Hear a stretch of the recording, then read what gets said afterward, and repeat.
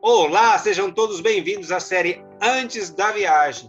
A série Antes da Viagem visa entrevistar uma pessoa de cada cidade do estado do Paraná. Isso mesmo!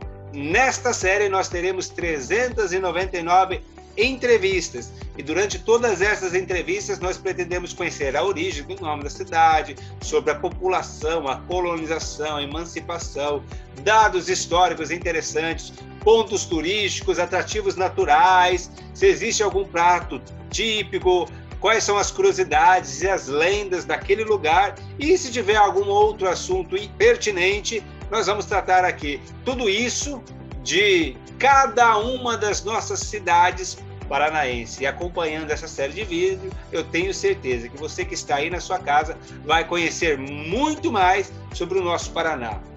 Mas tem um outro projeto que eu não posso deixar de falar aqui, que impulsiona essa série Antes da Viagem, que é o Pedalando pelo Meu Paraná. Projeto este que visa visitar de bicicleta cada um dos municípios paranaenses. Aventura que terá a duração de 23 meses, que se inicia a partir de agosto deste ano. E você também pode acompanhar essa viagem aqui no nosso canal do YouTube. Então aproveita, se inscreve no canal, dá aquele like, ativa o sininho de notificações e sempre que tiver um vídeo novo, você vai ser avisado. E então, vem com a gente, monta na garupa da bike, porque a aventura já vai começar!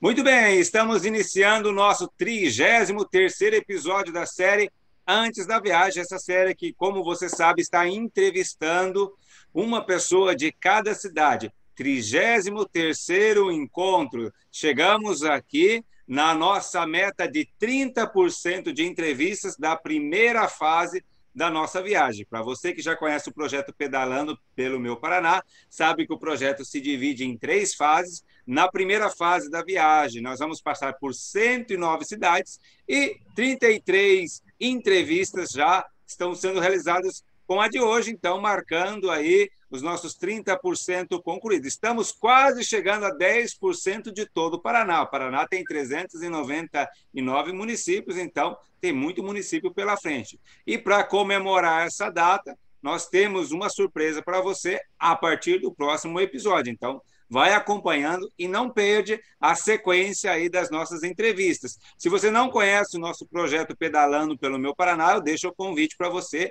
aí na descrição do vídeo ou no card aí em cima tem um link de um vídeo que apresenta o projeto. Depois de você assistir esse vídeo, se você gostar da nossa ideia, você pode voltar na descrição do vídeo, vai ter um link de um grupo do WhatsApp na qual você pode se inscrever e lá nós vamos enviar para você todas as informações, entrevistas novas, vídeos sobre esta aventura. Nessa série, você sabe, nós estamos conhecendo detalhes e curiosidades de todas as nossas cidades paranaenses. Então, eu faço um convite para você nos ajudar a divulgar esse material. Compartilhe esse vídeo com os amigos, se inscreve no canal, curta o vídeo e isso ajuda o YouTube a entregar esse material para muito mais pessoas, principalmente aqui do nosso estado. E hoje nós vamos conhecer mais uma cidade paranaense. Hoje nós vamos falar um pouquinho sobre a cidade de Guaíra. E para conversar com a gente, nós vamos receber aqui o professor Christian Edgar Aguazo, que é professor de língua portuguesa e também espanhol na cidade de Guaíra.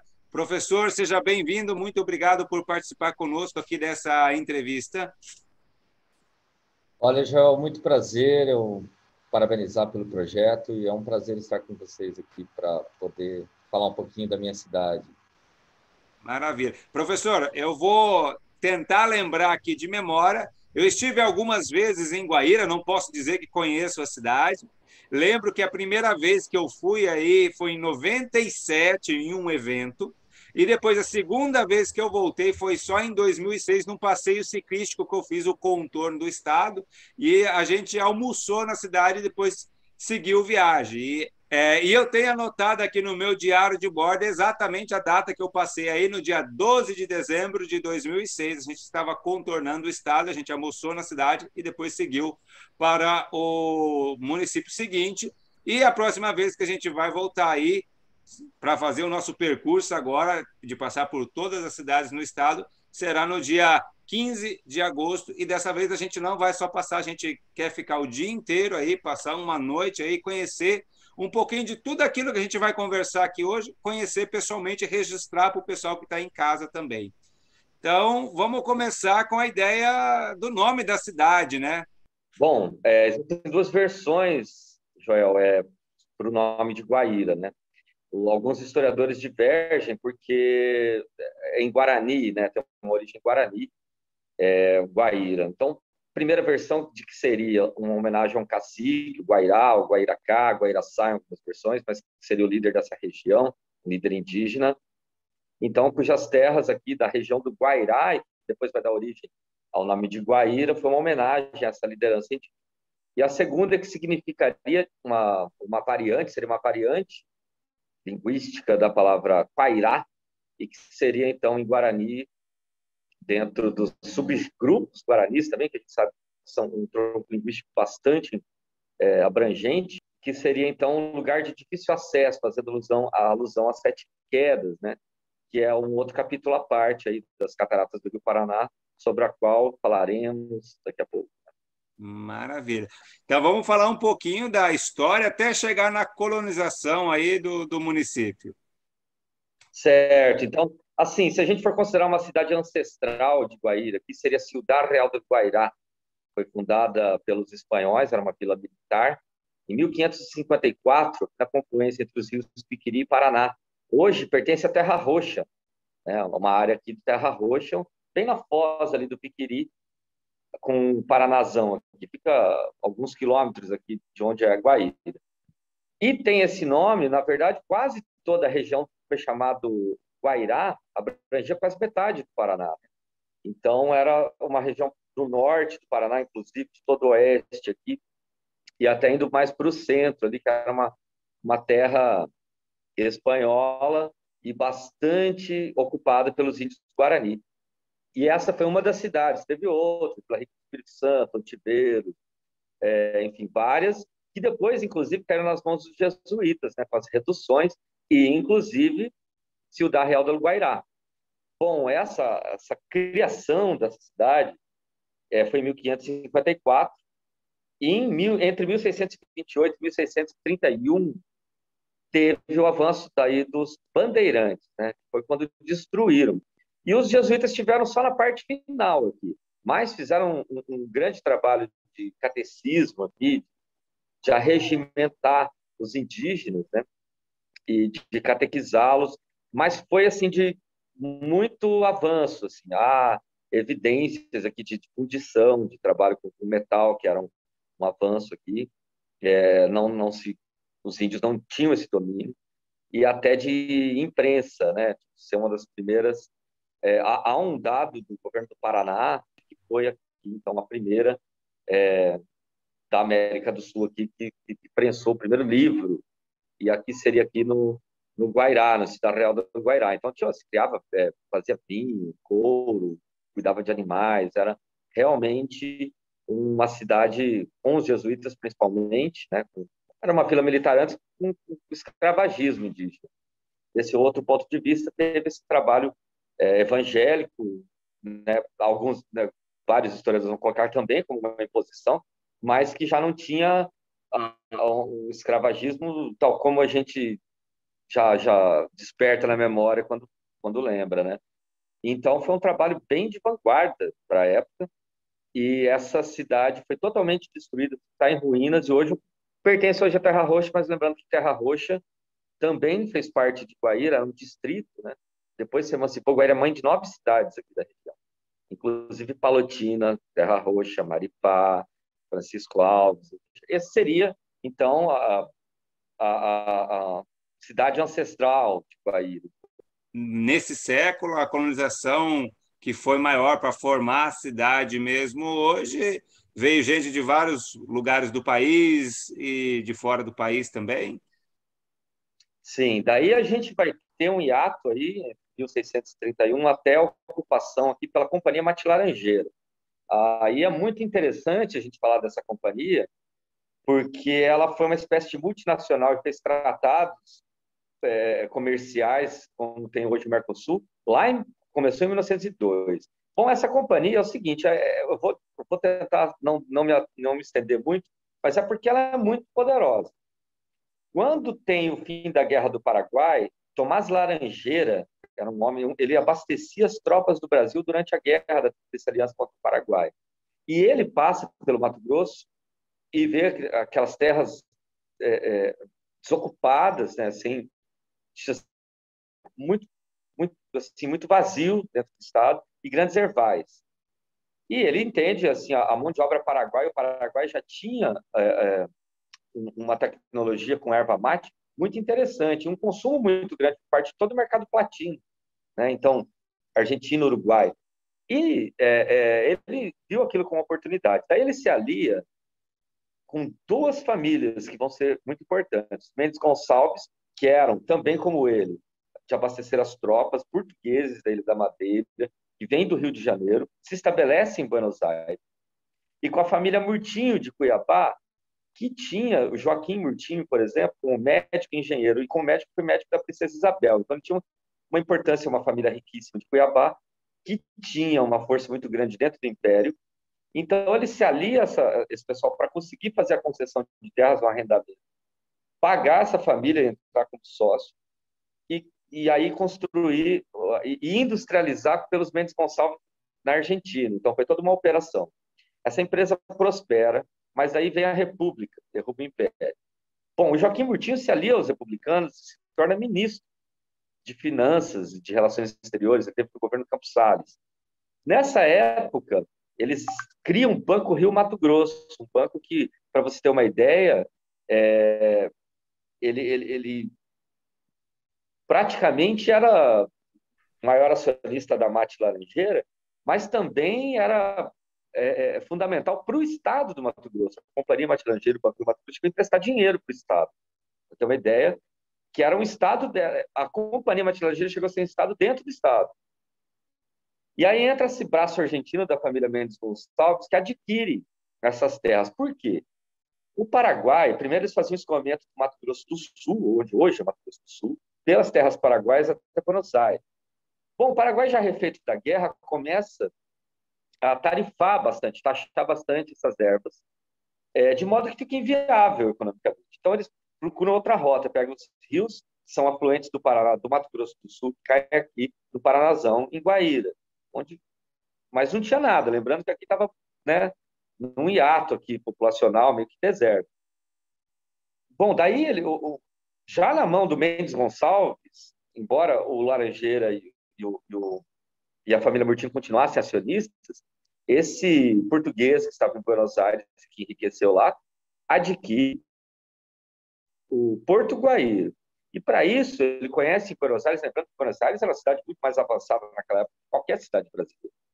Então, lá você tinha muita gente de outros países buscando aventura. Eles tinham dinheiro e eles estavam, né, tanto que Buenos Aires tem essa cara europeia, né, eles contratavam arquitetos de fora. Bom, lá ele conhece esse português, o Mendes Gonçalves, ele conhece um americano chamado Wilson Sidwell, que é um americano formado em Stanford, e ele traz ele até Guaíra para criar aqui um novo centro logístico, né? Então, Guaíra já nasce na sua Vila Velha, com rede de esgoto. Ela nasce, até tem aqui alguns, a casa dele, por exemplo, estilo britânico. Ele faz uma usina termoelétrica e ele faz, sobretudo, o grande feito dele, que foi uma linha de trem, uma ferrovia, ligando Guaíra, onde hoje é Porto Mendes. Hoje pertence a Marechal Rondon. Uhum. E totalmente, quer dizer, ele importa os trens, as locomotivas, que tem uma que está aqui, um dos pontos turísticos, foi restaurada e entregue no ano passado. É uma locomotiva de mais de 100 anos, alemã. Mas ele constrói toda essa ferrovia e cria Guaíra, então, com um modelo de colonização bastante interessante para aquele período, que é rede de esgoto com água encanada, as casas em estuque, então, elas térmicas, né, madeira por fora, material por dentro, e toda a infraestrutura de pontes para Sete Quedas, né, para visitação, hotel, restaurante, todos os funcionários tinham as casas, o armazém central, enfim, ele faz uma mini cidade aqui, onde onde hoje é o nosso centro histórico, a partir de 1902. Em 1917, nós já tínhamos linha de trem. Nós já tínhamos, em 17, uma usina termoelétrica, que há resquícios dela aqui ainda, tem fotografias com a letra dele, Powerhouse. O museu é a sede, está de pé, são prédios com mais de 100 anos, que você não encontra paralelo aqui na região. É por isso que eu digo que Guaíra, do ponto de vista histórico, esteve na vanguarda, esteve em alguns episódios da historiografia nacional. Né? Se a gente pensar na construção de usina de Itaipu, que tem com a colaboração fundamental da força das nossas águas aqui, né? E a gente vai falar sobre isso quando falar de Sete Quedas, e também de Coluna Prestes, por exemplo, que passou e tomou Guaíra em 1924. Então, em alguns capítulos da nossa historiografia nacional, Guaíra tem uma importância ímpar aqui no Paraná. Então, a gente vê aí que a história, desde lá de trás, vem chegando, praticamente preenchido, né, em quase todos os momentos. O município de Guaíra, ele se emancipa quando? Quando que ele é criado como município? Isso é um capítulo interessante também, né, Prof? A primeira visita de um homem branco aqui documentada, só para deixa eu te mencionar antes, mas já chegou na sua pergunta, foi em 1525 com Aleixo Garcia, personagem famosíssimo, naufraga em Florianópolis, faz o caminho de Biabiru, ligando o Atlântico ao Pacífico, ele vai ter contato lá com os Incas, enfim. E os Guarani tinham essa rota, né? E um dos ramais passava aqui por Guaíra, ele batiza de Cataratas do Rio Paraná. Então, o primeiro documento documentado, 1525. Guaíra já nasce com uma importância, e tem já em 1909, por exemplo, o mapa do Paraná já coloca Guaíra, com o nome Guaíra, né? A região do Guairá. E tinha um projeto de lei que eu tenho, até depois eu posso também enviar para você o projeto de lei, que em 1908 ela já era para ser emancipada. No entanto, Guaíra sempre sofreu com os reveses políticos, né? Essa ideia não foi levada adiante, salvo engano, foi para Foz do Iguaçu, e nós só conseguimos ganhar o status de município, então, em 1951. Então, nós já tínhamos hospital aqui, por exemplo, um raio de 300 km era o único. Aqui no começo da década do século XX, das primeiras décadas, 1920, por exemplo, já tínhamos linha de trem, já tínhamos toda a infraestrutura, mas cidade mesmo a gente só virou em 1951. Muito bem. A população hoje de Guaíra está em torno de quanto? No passado já foi maior? Tem uma perspectiva aí para o futuro? Guaíra teve... aqui em Guaíra, sempre o pessoal fala, no tempo da Sete Quedas chegou a ter 60 mil habitantes. Não é bem verdade, assim, pelo IBGE, pelo menos, nunca a gente teve essa população. O que ocorre é que tinha uma população flutuante, né? Então, os hotéis viviam cheios, e as casas, faltava hotel, as pessoas abrigavam em casa. Mas, de fato, Guaíra e Foz, nos anos 70, é curioso, né? O pessoal não tem essa ideia. Mas até a década de 70, segundo o IBGE, Guaíra e Foz tinha praticamente a mesma população, em torno de 35 mil habitantes. O boom populacional de Foz se dá com Itaipu, né? Com um monte de trabalhadores que foram até a usina acabaram ficando em Foz do Iguaçu, e depois com o crescimento da própria usina, geração de riqueza, o crescimento da fronteira em si. E ao passo que Guaíra, depois de 1982, com o fim das Sete Quedas, passa a ter um declínio populacional. A gente sai de 33, 35 mil, chegou a ter 28 mil habitantes. E agora a gente está retomando, a gente chegou aqui no patamar de 35 mil de novo, em média, porque a gente não teve censo em 2020, né? Mas as estimativas aí, eu acho até mais, porque a gente vê a cidade realmente recuperando um fôlego, turismo de pesca, principalmente pesca esportiva do pesca e sorte em alta, o cicloturismo. O pessoal tem se acostumado aqui, o crescimento vertiginoso do Salto do Guairá, né? Saiu de uma cidade que tinha metade da nossa população e já não superou, bem grande mesmo. Mas, então, com isso, Guaíra acaba agora também a questão de medicina, muita gente fora. Eu acredito que a gente vai superar aí os 35 mil habitantes, o que seria aí bater o nosso próprio recorde de população. Que maravilha. Já estou verificando aqui que um dia em Guaíra vai ser pouco. Vamos ter que ficar 2 dias aí para conhecer todos os lugares. Olha, eu vou falar uma coisa. Tem bastante roteiro mesmo. agora, inclusive no interior né, da cidade, na área rural. Eu acho que o Parque de Ilha Grande vai um dia inteiro, então só aí nessa parte das belezas naturais. E aí desse do centro histórico, né? que também vale uma visita. A Igrejinha de Pedra, por exemplo, tem uma arquitetura bastante interessante, museu. Eu acho que pelo menos 2 dias, e digo mais. Você vai se impressionar com a diversidade gastronômica da cidade, pelo tamanho, né? Óbvio que não dá para comparar com cidades maiores, mas nessa faixa de 30, 40, 50 mil habitantes, eu acho que a gente vai surpreender. Eu faço questão de você de acompanhá-lo em algumas dessas visitas. Para você Maravilha, já vamos criando público desde já. E, Joel, outra coisa, eu queria, você perguntou, assim, quando a MAT se estabelece, a mão de obra era paraguaia e argentina, então, porque assim, a gente fazia essa rota de trem até Porto Mendes. Por que o trem? Porque nós tínhamos 7 quedas no meio do caminho. Então, as ervas vinham de barcaças, elas iam de trem até Porto Mendes, que a correnteza era muito forte, muito mesmo lá. Voltava a seguir de navio, de barco, barcaças, chatas, até Buenos Aires, até o Rio da Prata, e de lá ele era distribuído para todo esse mercado. Assim, por que rolava tanto dinheiro e era importante? Porque a commodity brasileira mais importante naquele período, na balança comercial, era a erva mate, que seria o que a soja para nós. Né? Então, era muito dinheiro. E a mão de obra especializada paraguaia, então, que fazia, e indígena também, ali, especialmente no Mato Grosso do Sul, porque eles tinham essa tecnologia, né? Porque assim, a erva não é tão simples, tem todo um segredo para lidar, uma árvore tóxica, você tem que fazer todo um processo para ela ser consumível. E esse é o primeiro momento. O Getúlio Vargas, presidente, ele vem para cá em 1944 e ele era um grande nacionalista. E aqui praticamente não se falava português e o dinheiro que girava era dinheiro da Argentina, muitas vezes. E então ele encampa o patrimônio da Mate Laranjeira, que é isso. Ele estaquiza tudo. E a partir disso ele estimula uma espécie de marcha para o oeste, modelo americano, que é o quê? Estimular outros povos para vir. Então você tem muita gente de Minas Gerais, muita gente do Rio Grande do Sul, tem um lugar aqui chamado Maracaju dos Gaúchos, né? E aí os japoneses vêm muito para cá, né? Vêm do interior de São Paulo e do norte do Paraná. Então dá essa salada étnica que a gente conhece hoje, os árabes, posteriormente, muito por conta dessa questão com a fronteira, com o Paraguai.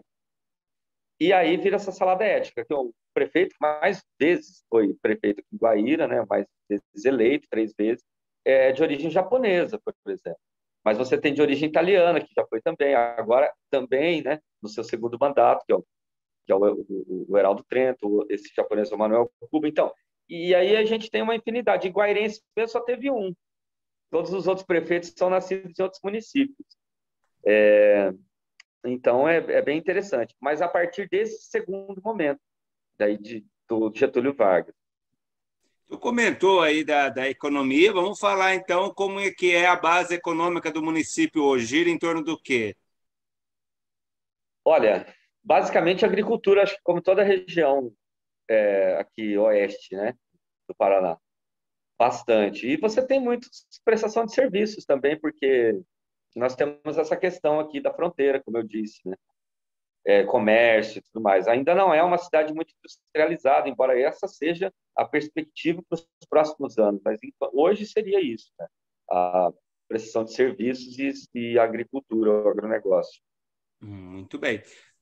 Comentou aí, professor, de vários pontos turísticos, então vamos entrar nesse detalhe. A gente sabe que 7 Quedas a gente não tem mais, ou pelo menos está debaixo da água, né? Tem até fatos históricos relacionados a isso, o professor pode contar também. Então, nessa parte de pontos turísticos e atrativos naturais, acho que tem muita coisa a ser comentada aí sobre Guaíra também, né? Tem. Bom, 7 Quedas, a gente tinha a maior catarata em volume d'água do mundo, né? Isso está no Guinness Book, é facilmente comprovável. Nós tínhamos aí 3 ou mais vezes a força d'água das cataratas do Iguaçu, e com cachoeiras também grandes, né? E diferente de Foz, que é tudo uma grande cortina, né? Muito bonito, as cataratas ali, aqui você tinha que andar para ver todos os conjuntos de salto, né? Então, tanto que o nome 7 Quedas tem 3 versões. A primeira, de longe se viam 7 colunas de vapor. A segunda, que seriam 7 as principais colunas por onde escorrem as águas. E o 7 tem essa outra, que é uma inspiração cabalística, que inspira o número 7, nessa coisa do 7 ser infinito, né? Bíblia, a cabala judaica e tudo mais. E ninguém sabe exatamente, certo? Que já mudou, foi Saltos del Guairá, que é como chamam lá no Paraguai, por isso tem aquele nome, Saltos de Canadeju, e aí Sete Quedas aparece pela primeira vez em 1872, no Tratado Pós-Guerra Cisplatina, né, pela qual se dividiram as águas do rio ao meio, então metade Brasil, metade Paraguai, e aí deram esse nome, Sete Quedas. Bom, a gente teve muito pouco tempo para explorar Sete Quedas, lembrando que não se tinha uma consciência ambiental tanto quanto hoje. Vivíamos um período de regime militar e essa noção de meio ambiente, não, era o progresso, né, usina, enfim. E não se tinha também a noção do turismo como uma fonte de receita, como é hoje, né? Então a gente pouco explorou. Teve assim muita visitação, porque assim, visite antes que acabe. E aí você tinha toda uma infraestrutura do tempo da Mate Laranjeira, da década de 20, 30, um parque fadado ao fim, já com um dia marcado para morrer, quer dizer, não tinha manutenção. Acabou acontecendo algumas tragédias pela supervisitação, pela precariedade, né, do equipamento das pontes ali. E as tragédias. Bom, Guaíra fica assim arrasado e psicologicamente muito abalado. Eu cresci com isso. Porque eu era criança, mas pós Sete Quedas. E sempre fala, se Guaíra tivesse Sete Quedas, ele entrou numa espécie e valeria um estudo de psicologia social para ver o quão depressivas as pessoas ficaram e desacreditadas do potencial da cidade. Hoje se retoma um pensamento, e eu vejo isso por alguns empreendedores, por exemplo, que estão fazendo caiaque, roteiros com o Parque Nacional de Ilha Grande. As pessoas se hospedam e daí vão andar, fazer um tour. E ver que a gente tem ainda o Rio Paraná, que é o segundo maior rio da América do Sul, um dos maiores, dentre os 10 maiores do mundo, né? Você tem aqui uma variedade de peixes incrível, um arquipélago, um dos maiores arquipélagos sul-americanos também, que começa aqui, né? Você tem essa dimensão histórica que precisa ser mais valorizada. Eu acho que isso tem a ver com uma consciência educacional, cultural, um crescimento de uma nova geração que começa a entender que isso é importante. O Brasil precisa fazer esse dever de casa, né? Eu acho que os europeus fazem tão bem, né, de se valorizar a cultura, os prédios históricos, a nossa história. E acredito que o turismo hoje seja uma grande força também. Eu fiquei impressionado com a abertura da pesca aqui agora. Eu tenho um amigo meu que também faz como guia de pesca, ele não tem um dia na agenda dele que não esteja preenchido de gente de fora. Então, as perspectivas são boas. Finalmente, a gente consegue se livrar, né, desse pensamento negativo. Mas acho também, assim, se libertar dessa corrente negativa é bom. Mas também não acho que se deva esquecer Sete Quedas. Até hoje, a gente não tem um museu especial, que acho que Itaipu tinha um dever moral de construir para a gente, mas um museu de grandes proporções com que ela merece. A gente está falando da maior do mundo e a gente não tem um museu adequado, padrão, que se gaste o que for, sabe? Porque até hoje é uma curiosidade. Eu acho que se a gente fosse ver o mausoléu das Sete Quedas, fosse em vídeo, em 3D, com tecnologia, com um museu sensorial, atrairia muita gente, porque tem gente que sai daqui para ver Hiroshima e Nagasaki, ou para ir lá em Auschwitz, para ver as ruínas. Eu acho que valeria a pena a gente ver uma das grandes belezas do mundo, né? Eu acho que Sete Quedas não era de Guaíra, mas patrimônio da humanidade.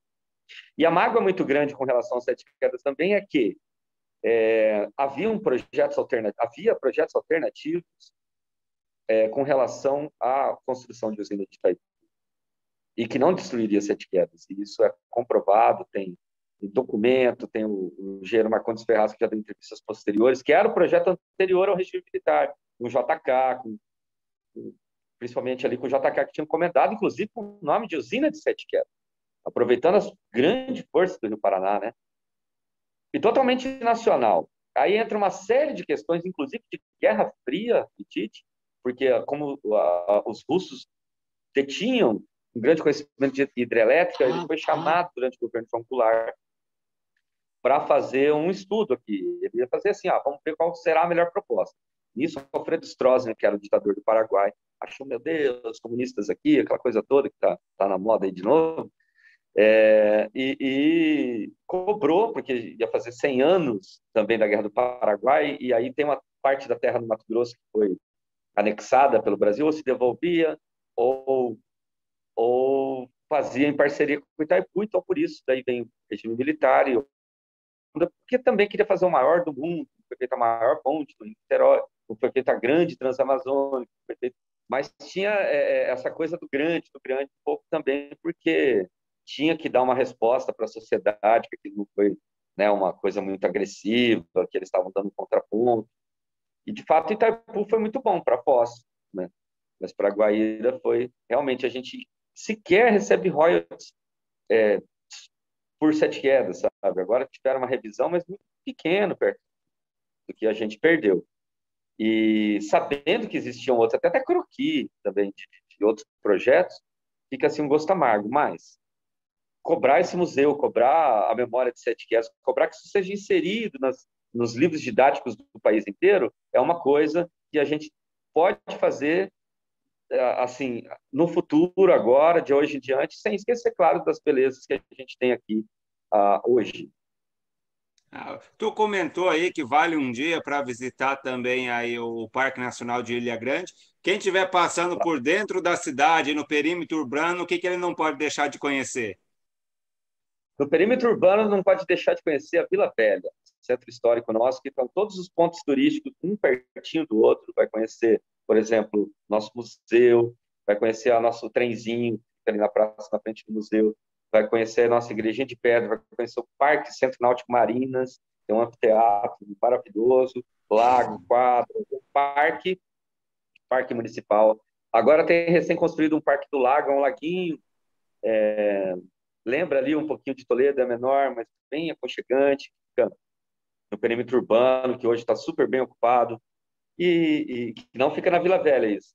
E o centro da cidade, né? Eu acho que conhecer o nosso potencial gastronômico, poder conversar com os guairenses, um povo hospitaleiro, enfim, vai ser bem interessante. Para a ponte Ayrton Senna, né? Que é um marco arquitetônico aqui também.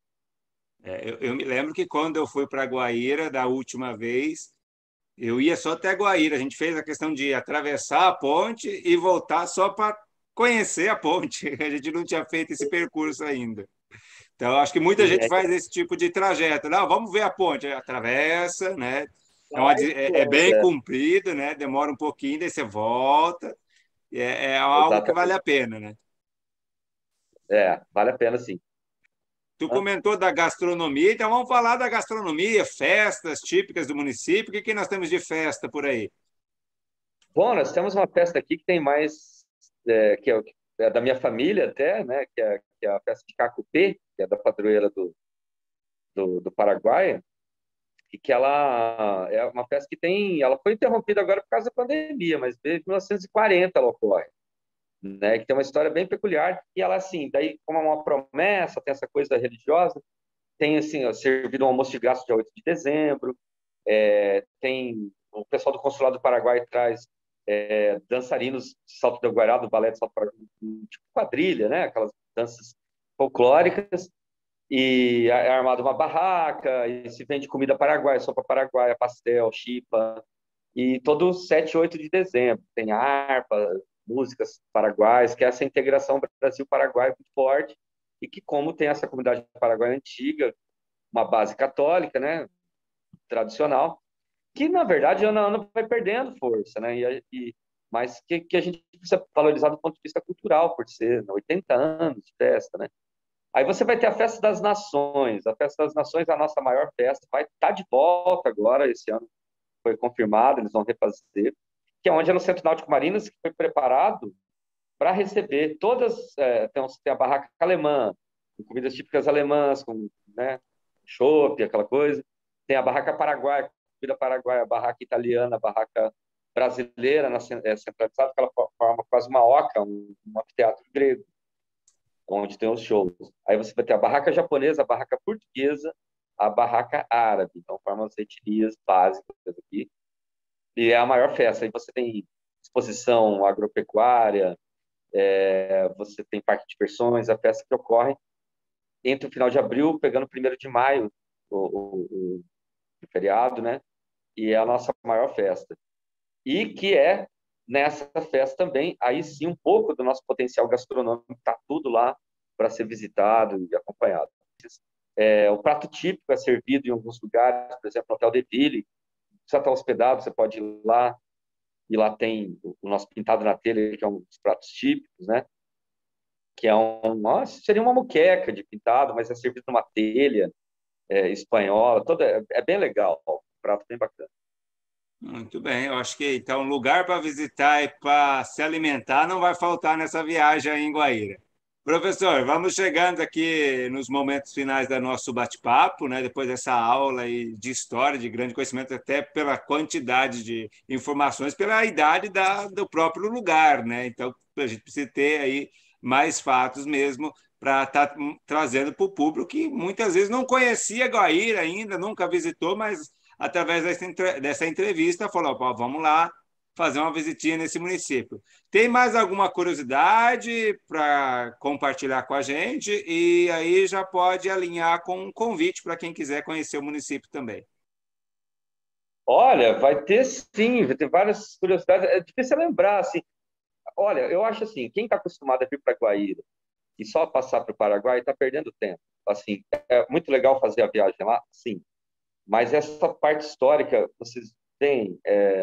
não é que me ufano da minha cidade, não é. É que as coisas têm que estar no lugar. Eu acho que é como a gente ir para Minas, sabe? E só ficar em Belo Horizonte e não achar que tem aquelas belezas todas. Só que lá eles já têm essa dimensão e já é convenção. A gente sabe que lá tem esse aspecto histórico. Que muita gente não sabe que tem aqui tão perto, né? Com uma história riquíssima, com essa... Poxa, só de 7 quedas, como eu disse, já seria pelo menos para a gente tentar dimensionar o que ela foi. Mas você tem todos esses elementos da Companhia Mate Laranjeira, né, de ser uma cidade que já foi planejada ali, tem esse aspecto exuberante de sua natureza. Então, vale a pena. E, infelizmente, a gente teve um jornalismo regional que sempre se ocupou dessa questão geográfica facilitadora de crimes transfronteiriços, que sempre colocou na mídia Guaíra como uma cidade perigosa. Eu faço convite para que venham, para que conheçam a cidade e que percebam que não é do jeito que pregam, que tem outras coisas, outros atrativos muito importantes, muito bacanas, e que até os guairenses precisam aprender. Na verdade, muitas vezes eu conto essas histórias para a gente que é daqui, que também não percebe o quão rico é o lugar em que ela vive. Vale a pena, e eu reforço esse convite. E aí, quando vierem, tem os guias que podem fazer essa imersão aqui na nossa história, e que, inclusive, podem mostrar um outro aspecto que vai ficar de fora, que eu vou deixar como curiosidade para vocês, que é o grande celeiro cultural que Guaíra é, de talentos artísticos, e que ficarão evidentes se vocês visitarem aqui. Tanto na noite, que tem os shows com artistas, músicos, e quanto também no artesanato guairense, que, visitando aqui, eles vão encontrar isso e vão gostar. Maravilha, professor. Professor, nós agradecemos pela tua disponibilidade, do teu tempo em estar fazendo essa entrevista, participando desse bate-papo e apresentando aí vários fatos históricos sobre Guaíra. Eu posso dizer, sinceramente, que a metade das coisas eu não conhecia.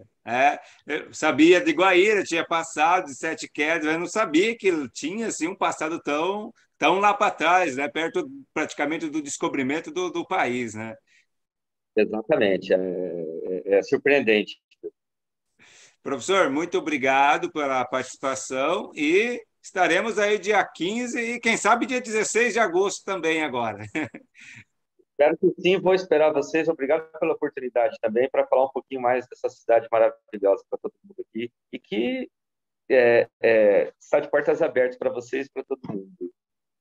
E nós agradecemos também a você que acompanhou mais essa entrevista. Essa foi a entrevista de número 33. Estamos fechando aqui os 10% quase de todo o estado e os 30% da nossa primeira temporada de entrevistas estamos finalizando. Então, a partir aí das próximas entrevistas já teremos novidades aí para vocês. Então, vai acompanhando. Se você perdeu alguma, vai para a playlist, faz uma pequena maratona, porque tem muita cidade aí para frente. E nós nos vemos agora no próximo episódio. Até mais!